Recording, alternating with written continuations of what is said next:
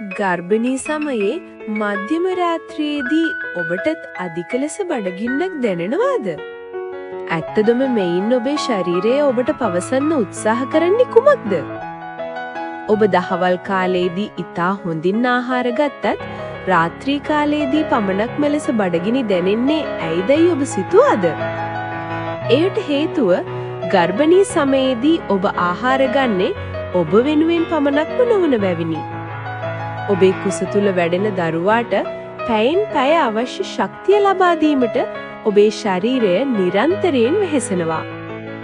විශේෂයෙන් ඔබ ගැඹුරු නිින්දේ පසුවන විට රුධිරයේ සීනි මට්ටම සුළු වශයෙන් අඩු විය හැකි අතර එවිට ඔබේ මොළය මගින් දරුවාට අවශ්‍ය පෝෂණය ලබා දෙන ලෙස පණිවිඩයක් නිකුත් කරයි.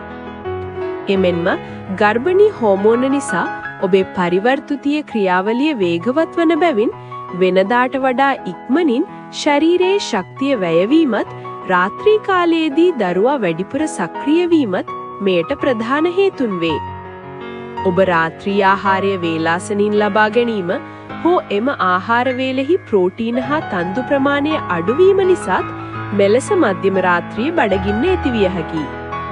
මේ ඊට සාමාන්‍ය සහ හානිකර නොවන තත්වයක් බැවින් එවැනි වෙලාවකදී පහසුවෙන් ජීර්ණය වන සැහැල්ලු පෝෂ්‍යදායී ආහාරයක් ලබා ගැනීමට සැලකිලිමත් වන්න.